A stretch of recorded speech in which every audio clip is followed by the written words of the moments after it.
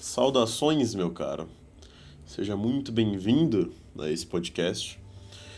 Hoje eu explorarei com você esse tema que é a inteligência. Eu peço que você tente voltar a sua atenção para os tópicos que serão citados daqui para frente e que você saia desse vídeo mais consciente e talvez até aliviado, quem sabe. Bom, antes de abordar o tema central, eu gostaria de começar com algumas perguntas, se não houver problema. Se você quiser, pode anotar as respostas em um papel ou alguma coisa da sua preferência. Primeira pergunta: na sua visão, o que é a inteligência?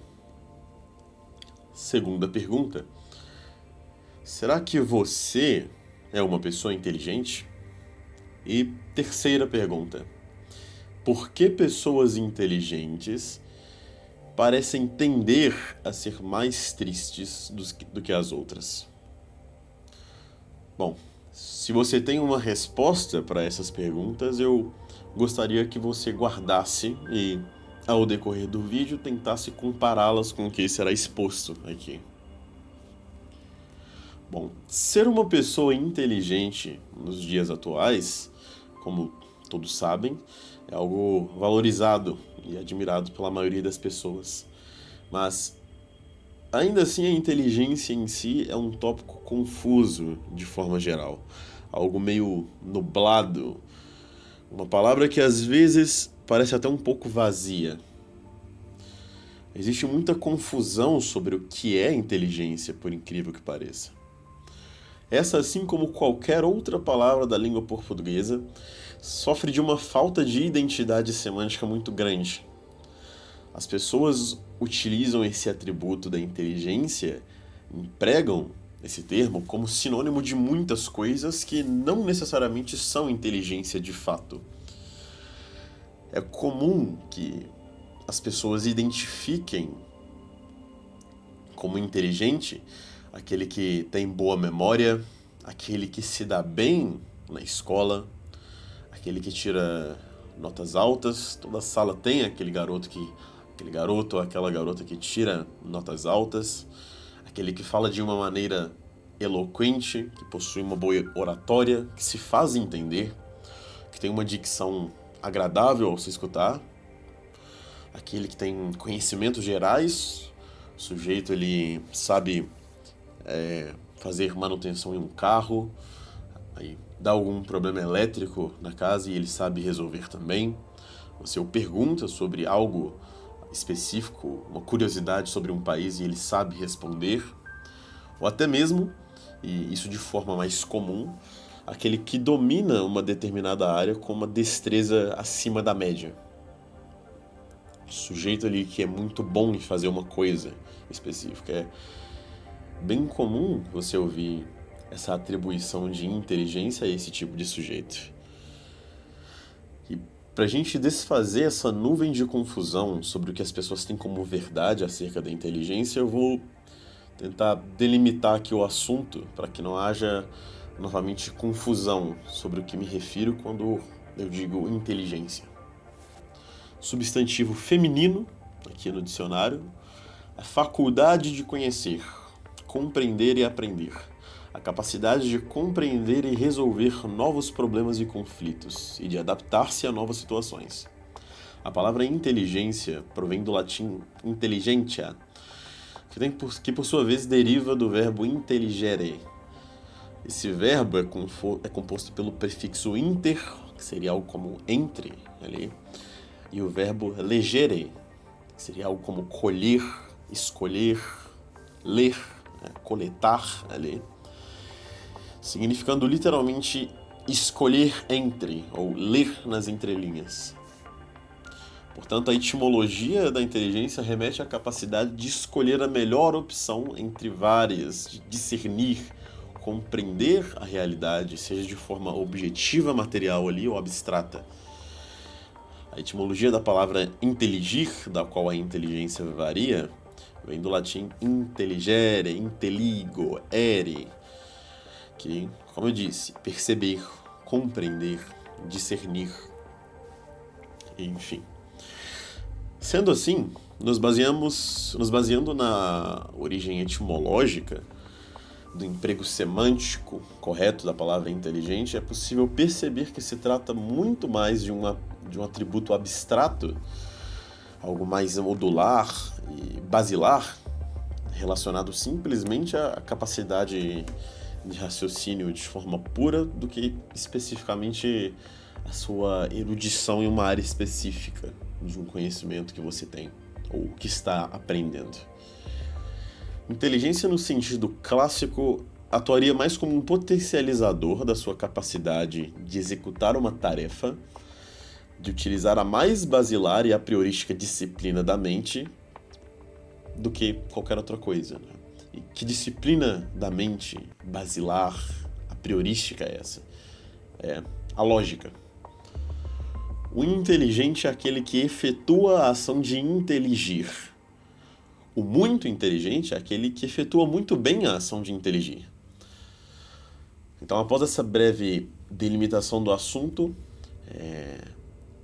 eu termino deixando claro que quando me refiro a pessoas inteligentes, eu me refiro a pessoas que possuem um alto poder de processamento de informações, capacidade de identificar padrões, estabelecer regras, postular hipóteses, perceber exceções, resolver problemas.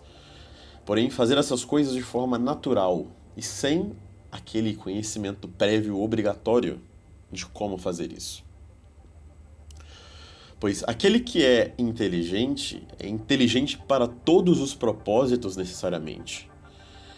Óbvio, com algumas exceções muito pontuais e singulares, mas, de forma geral, o inteligente é inteligente para todos os propósitos necessariamente. Aquela ideia convencional de aquele sujeito é inteligente para tal tarefa, ele é inteligente para isto, enquanto burro para aquilo. É um erro você utilizar a inteligência apenas para denotar uma habilidade específica de executar uma determinada tarefa. Se o sujeito é muito bom em consertar carro, por exemplo, se ele é muito bom em escrever textos, se ele é muito bom em resolver problemas administrativos na empresa dele, ou às vezes até coisas que parecem estar... não parecem, né? Que estão relacionadas à inteligência, como memorizar as coisas, ser bom em matemática. Ainda assim, isso não é necessariamente inteligência. Pode estar relacionado e ele pode fazê-lo de forma eficiente por ser inteligente. Entretanto, isso não é propriamente inteligência, pois é comum ver algumas pessoas com aquele comportamento colérico, tentando inferir que a inteligência não pode se limitar simplesmente à lógica, como se o termo se tratasse de uma coisa só. Porém, na verdade é o contrário. O termo inteligência necessariamente precisa se referir única e exclusivamente à capacidade de lidar com a lógica de maneira otimizada. Até porque já existem diversos termos, diga-se de passagem, para essa capacidade otimizada de lidar com situações específicas do seu trabalho, da sua escola, do seu comércio. E essas palavras, para isso, são hábil, experiente, bom, o próprio bom naquilo, bom nisso, enfim. Agora, já existindo essas palavras para denotar a destreza de um determinado sujeito para executar uma determinada tarefa, o termo inteligência no sentido clássico é concebido única e exclusivamente para delimitar o assunto, para que exista uma palavra para se tratar disso, pois se a palavra inteligência tiver o seu sentido mudado, então a gente vai ter aí um vácuo semântico para falar especificamente dessa capacidade geral, a priorística e abstrata de processar informação e lidar com lógica. É óbvio que alguns citarão o ponto sobre a teoria lá do Howard Gardner, lá de 1983, das múltiplas inteligências, mas eu acho que a esse ponto qualquer um que sabe, que pesquisou, já percebeu que isso não foi cientificamente comprovado no sentido rigoroso. pela psicologia, mais investigado ali como uma hipótese, uma metáfora do que algo de fato comprovado. Ele sugeriu que não existisse apenas uma inteligência, medida pelo QI, mas várias, né? A linguística, a lógica, a matemática, musical, aquela corporal e cinética, sinestésica, no caso, espacial, interpessoal e intrapessoal, né? E a naturalista também. Mais tarde ele até cogitou outros, inclusive, mas você percebe que mesmo se a teoria do Gardner estivesse correta, ainda assim haveria uma falta de correspondência no sentido semântico da palavra em si, pois, como eu disse, a teoria do Gardner de forma geral é basicamente, para aqueles que já pegaram para tentar compreendê-la, para aqueles que foram realmente estudar as teorias dele, você percebe que tudo o que ele faz é pegar as diversas habilidades e vocações que os seres humanos têm, normalmente em determinadas áreas, e roubar o termo inteligência e atribuir a essas coisas. Simplesmente por quê? Porque o termo inteligência é um termo que caiu na boca do povo, né?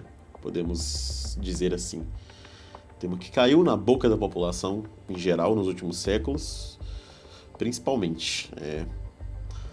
É bonito ser inteligente, dá orgulho dizer eu sou inteligente por X, Y ou Z. Mas o fato é que muitas pessoas não conseguem entender e se negam a entender é que o termo não serve para isso. Se refere simplesmente àquela capacidade de raciocínio puro da qual eu expliquei anteriormente e não vou me delongar mais sobre. Agora, esclarecido o que é a inteligência, nós podemos nos direcionar ao tópico deste vídeo, que é justamente o grande problema que habita em torno da inteligência. Não na inteligência em si, mas nas pessoas inteligentes de forma geral. Por mais contraintuitiva que pareça, pessoas inteligentes sofrem muito no mundo atual, justamente por serem inteligentes. Às vezes se tem a ideia ali de que o mundo acaba sendo mais fácil, e tipo, em certo sentido até mas tem-se aquela ideia de que o mundo ele é mais fácil para a pessoa que é inteligente, que as coisas dão certo, mas isso não é o caso, sempre. Porque, vamos ver isso daqui, por exemplo. O QI médio da população geral é abaixo de 100 pontos de QI. Entende? O QI médio do mundo é ali a pontuação de 100. Só que se você considerar o QI como uma curva normal, gaussiana, a média foi definida em 100 ali, com desvio padrão de 15, e aproximadamente 50% da população ali vai ter um QI abaixo de 100, entende? E os outros 50% ou 100 ou acima de 100, ou seja, metade da humanidade está abaixo da média aritmética. Pegando aqui especificamente no caso do Brasil, esse contraste ele vai ficar ainda mais interessante para a gente analisar. Chimpanzés já atingiram níveis comparáveis a de um QI humano de 60 a 70 ali, segundo alguns estudos de Stanford e de Yale nos anos ali de 1970, 1990 ali. E aí se percebe uma coisa muito interessante aqui no caso do Brasil especificamente. É óbvio que em outros lugares do mundo isso vai acontecer também, mas por questão de contextualização, porque se você está ouvindo isso daqui é bem provável que seja brasileiro, né? De 70 para 83, que é o QI brasileiro, 70 ali, o QI que alguns chimpanzés conseguiram alcançar para 83, nós temos ali a diferença de 13 pontos. De 83 para 100, que seria a média de um humano normal, entre aspas, você tem uma diferença de 17 pontos.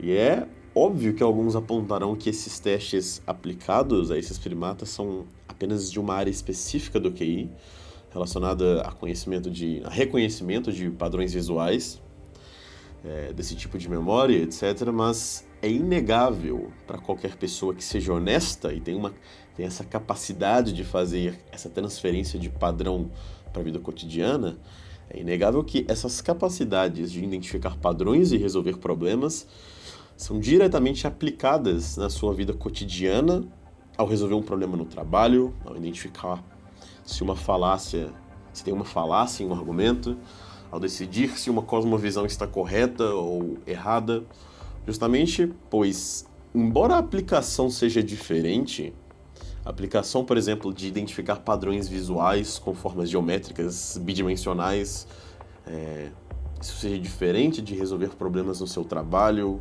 governar uma nação, conversar com as outras pessoas, ainda assim, o núcleo em comum ao qual essas habilidades se derivam ainda é o mesmo, que é a inteligência de forma priorística. Sendo assim, aqueles primatas que não conseguem executar tarefas que exigem inteligência, que são relacionadas a outras áreas que não o conhecimento de imagem, não o fazem por uma questão de limitação biológica e não necessariamente por falta de QI, pois o núcleo utilizado para resolver problemas de forma lógica ainda é o mesmo. Alguns brasileiros, se colocados em competição com algum desses macacos treinados para identificar padrões, ficariam apenas ligeiramente acima dos macacos em pontos. Sendo assim, voltando para aquela percepção, né? A diferença de 13 pontos, de 83 para 70 e de 83 para 100 ali em 17 pontos, o brasileiro médio que você encontra vagando pela rua ali, vendo TikTok, apostando no tigrinho, bebendo Brahma, aquele estereótipo padrão, né? Em termos basilares de inteligência, por pouco se assemelha mais a um chimpanzé treinado do que a um humano normal, que seria o ideal. Nessa diferença abismal habita o problema com as pessoas inteligentes. Quando em um mesmo grupo se tem uma maioria de pessoas inteligentes e uma minoria de pessoas não inteligentes, é comum que as pessoas menos inteligentes acabem por ser ostracizadas. Em caso contrário, em um grupo de maioria de pessoas inteligentes, uma maioria de pessoas não inteligentes e uma minoria de pessoas inteligentes, as inteligentes vão tender a ser ostracizadas também. Porque a curva do QI não influencia somente nos aspectos lógicos de um indivíduo, mas também diretamente nos gostos, forma de enxergar o mundo, forma de agir, de falar, de se comportar, opiniões de maneira geral. É claro que não é algo estrito e determinado ali, mas quando você analisa grandes grupos, você consegue perceber isso com facilidade. A forma como pessoas burras tomam decisões é ostracizada pelos muito inteligentes por conta da ausência de sentido lógico. A forma como pessoas inteligentes tomam decisões, por outro lado, é ostracizada pelos burros por conta da incapacidade deles de utilizar a lógica. O Brasil é um país majoritariamente burro. E é importante deixar claro que eu digo burro aqui não como ofensa ali, de forma cômica, mas sim como uma descrição, no sentido denotativo ali. Sendo assim, o sujeito que, por sorte, nasce com uma composição genética favorável, caso vocês não saibam, né, a heredabilidade do QI, quanto ao que a genética explica, fica em média ali de 50% a 80%. Então, o sujeito que nasce ali, ele vai ter de 50% a 80% da inteligência dele já definida por essa combinação da inteligência dos pais, entendeu? O fator genético, ele de longe é o fator mais determinante quando se fala de inteligência, entende? Fica ali naquela média ali de 60%, 70%, 65% ali do QI sendo determinado por isso. Mas, enfim, quando o sujeito, por sorte, nasce com essa composição genética favorável, em um contexto de pessoas distante dele em termos intelectuais, ele vai estar, na maior parte das vezes, fadado ao ostracismo. Ele achará que o problema é com ele, É normal que ele sinta tristeza, justamente porque ele identifica com mais facilidade os problemas do mundo que estão ao redor dele, justamente por não ter esse privilégio de ser anestesiado pela burrice. E quando a distância é muito grande, existe ali até a inabilidade de se socializar com essas outras pessoas que são muito diferentes de você. E por conta dessas condições, nós nos vemos apenas em três destinos, né? O primeiro destino ali seria o sujeito se render à burrice, que para as pessoas com uma inteligência acima da média vai ser desconfortável, mas ainda assim suportável, mas para pessoas muito acima da média será simplesmente impossível ali.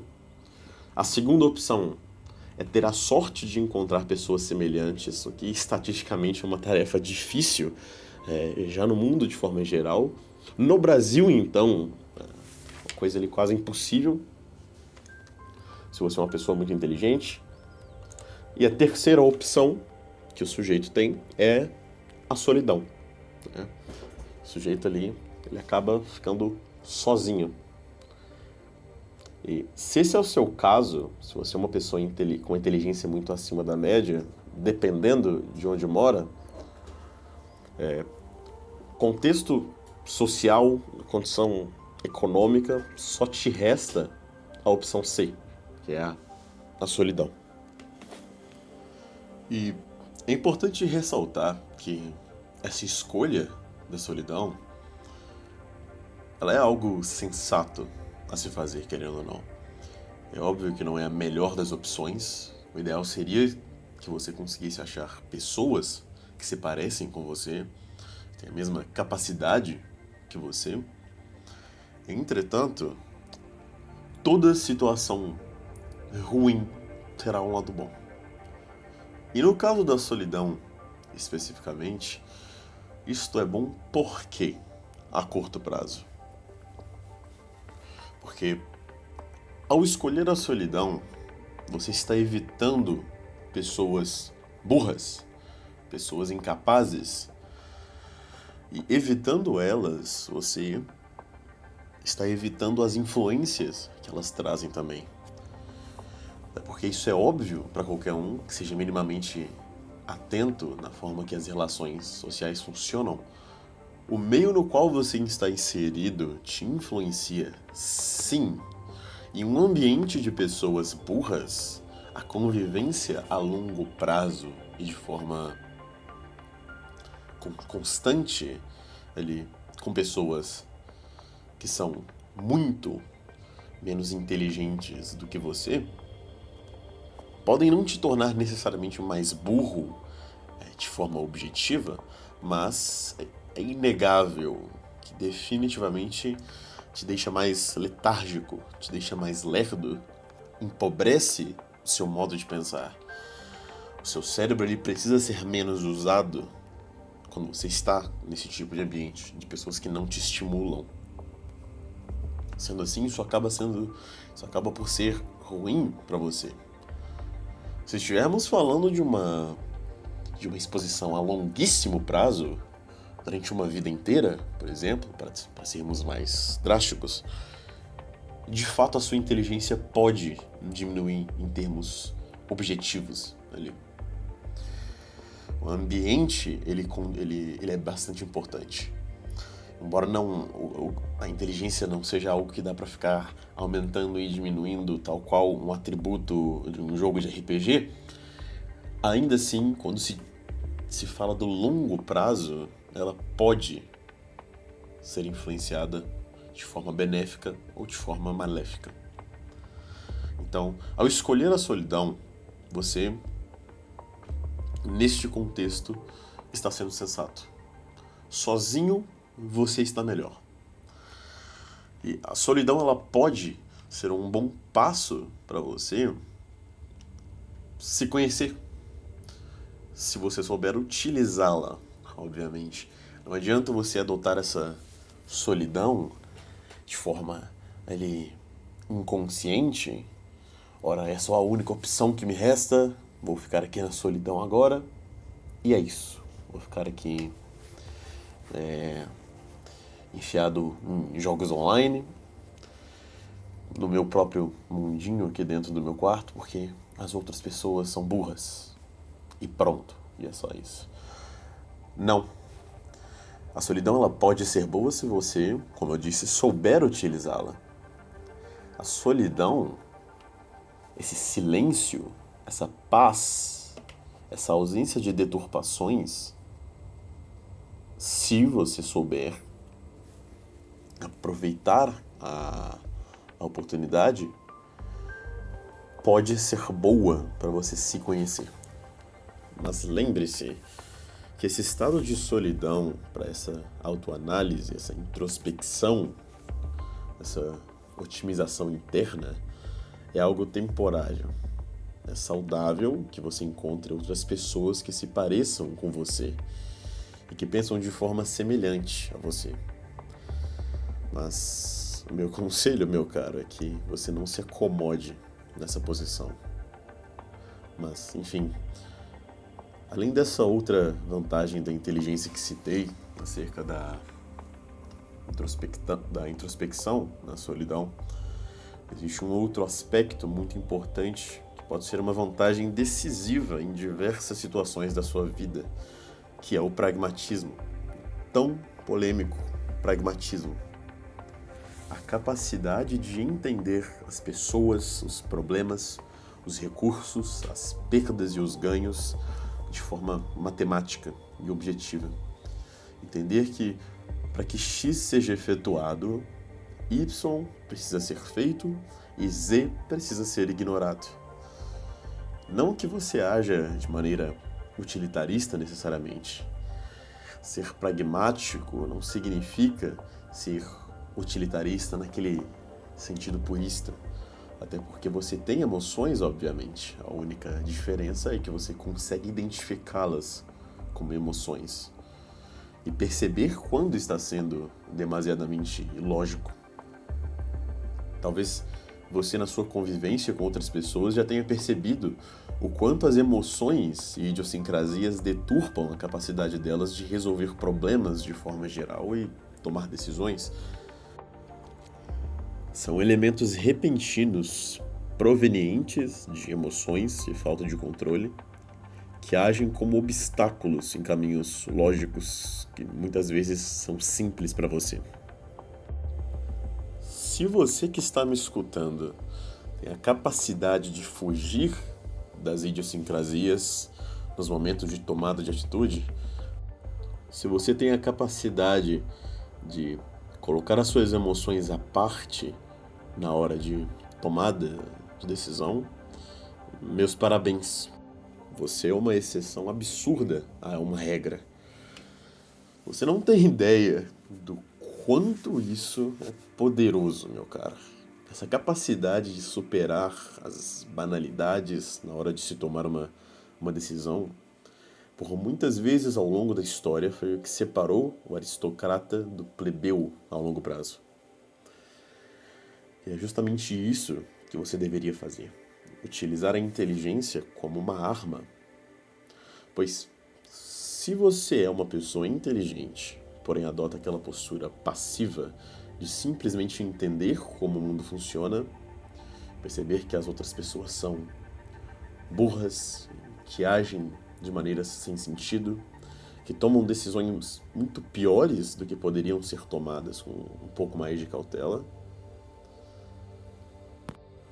então você fica preso naquele limbo de pessimismo e niilismo em relação às outras coisas. Você está desperdiçando esse dom que lhe foi concedido.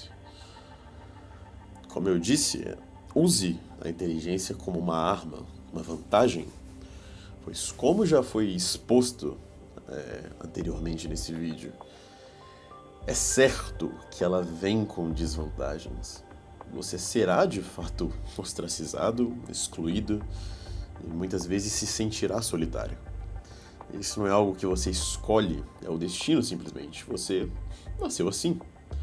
Porém, as vantagens da inteligência, você escolhe utilizá-las. Utilizar a inteligência como arma ao invés de fardo é uma escolha, É algo que depende da sua vontade. Agora, uma coisa eu te garanto, a partir do momento em que você começar a utilizar a sua inteligência não simplesmente para perceber os problemas do mundo e se lamentar, mas para prever cenários, pensar e repensar acerca dos seus problemas, se projetar em situações diversas, se colocar no lugar dos outros, formular hipóteses internamente, tentar encontrar o erro no seu próprio raciocínio, enfim, utilizar todas essas operações internas do seu cérebro para evoluir de forma individual no seu próprio jogo, que é a vida. A partir do momento que você fizer isso, você se sentirá muito mais feliz, realizado e talvez ouso dizer que as desvantagens da inteligência que você possui podem até ser superadas e esquecidas frente a essas vantagens que você pode construir se você souber utilizá-la e fizer a escolha mais vantajosa. Outro alerta que eu deixo aqui é que a inteligência não é o suficiente para se dar bem nesse mundo de forma plena. Nunca foi e nunca será. Por mais vantajosa que seja esta característica da alta inteligência, existem muitos outros aspectos, características, atributos e escolhas até, que determinarão também se você irá vencer ou se irá perder neste jogo da vida. Entretanto, sobre esses assuntos eu vou optar por falar mais adiante no futuro, não neste podcast especificamente. Sendo assim, eu termino essa minha reflexão, essa minha exposição com um conselho. Não se desespere, não se sinta triste por não estar junto com a massa de imbecis, se sinta orgulhoso. A atitude mais sensata ao ter contato com a pessoa que é intelectualmente muito abaixo de você é rir internamente, focar nos seus assuntos, planos e ambições que você tem. Lembre-se que toda vez que um bostileiro aponta o dedo na sua cara e ri de você, ele está fazendo isso não porque discorda do seu modo de ser, e sim porque não entende, ele jamais entenderia. É quase uma questão ontológica ali de limitação. Pois a inteligência, após uma certa idade, é determinística. Não existe aquilo de ficar mais inteligente. Se você não é uma pessoa inteligente, você pode, é claro, aumentar a sua memória, aprender a identificar falácias em um argumento, decorar fórmulas matemáticas, melhorar a sua oratória, treinar a sua dicção, mas isso não mudará de forma significativa a sua inteligência, pois o uso da lógica de forma geral é uma capacidade inata e não uma simples matéria. Você pode, obviamente, estudar temas como filosofia, lógica tradicional, clássica, modal, mas essas não são mais do que sistematizações e formalizações desse processo natural que uma mente capaz consegue executar. O sujeito capaz já nasce com a habilidade de utilizar a lógica e, com o estudo da mesma, ele apenas aprimora a consistência e aprende termos específicos para situações específicas. Uma porcentagem muito pequena da inteligência de um sujeito é definida por essas atividades mentais, alimentação, ambiente, mas ainda assim apenas durante a infância e um pedaço da adolescência. Após o final ali da adolescência e início da fase adulta, já não há mais o que o sujeito possa fazer ali. Então, olhe para aquela criatura que está ali na sua frente, que tem essa distância abismal de nível intelectual de você, como simplesmente um nada, entende? Um amontoado de nada. E deixando aqui bem claro, se você é uma dessas pessoas, é irrelevante qualquer tentativa de reverter isso. Na natureza, não posso fazer nada, você também não pode. Mas é improvável que você esteja ouvindo isso por tanto tempo, sem estímulo, sem fofocas, com uma fala lenta e monótona, se você é uma pessoa burra. Você está ouvindo isso, é bem provável que não, né? E se você acha que é uma pessoa burra e está ouvindo isso daqui até esse momento, talvez seja a hora de reconsiderar essa impressão sobre você mesmo.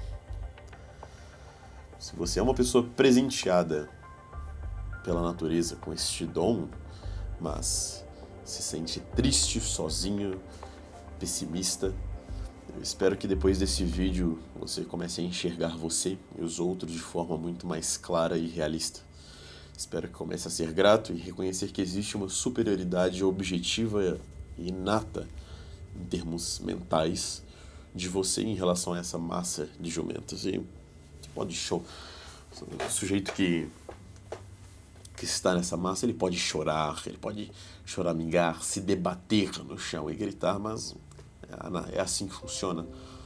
A natureza, ela é objetiva nesse quesito. Existem coisas que são objetivamente melhores do que as outras. E se você não reconhece isso, talvez seja justamente uma deficiência ali na hora de utilizar a lógica. E, bom, sendo você uma pessoa presenteada pela natureza com esse dom, como eu disse, você deveria utilizar isso ao seu favor. Você tem mais chances de ter uma vida melhor, mais chances de ser uma pessoa bem-sucedida, e não só mais chance de realizar os seus sonhos, como também mais capacidade de ter sonhos mais complexos do que a massa de imbecis. Existe um processo de seleção ocorrendo de forma sutil e invisível nesse exato momento. Se você que está escutando esse podcast e é uma pessoa inteligente, escolher tomar essa postura nihilista em relação a você mesmo e aos outros, e escolher ficar afundado nesse poço de lama, se lamentando e choramingando pelas mazelas que a natureza impõe sobre o cosmos, você simplesmente será destruído. E aqueles que se desprendem dessas amarras mentirosas e fazem jus à própria existência, estes sim ascenderão. Digo, não ascenderão exatamente, mas ao menos terão dado o próximo passo em direção ao norte. Você teve talvez a grande sorte de nascer com os olhos abertos em um mundo de cegos. Então, entenda este lugar como um playground, como um jogo. Use este seu hack para se sobressair e, acima de tudo, se divertir com essa vantagem. Tendo deixado esse último conselho bem claro, eu aguardo você no próximo podcast. Aqui eu me despeço. Espero que todos tenham um dia, uma tarde ou uma noite magníficos.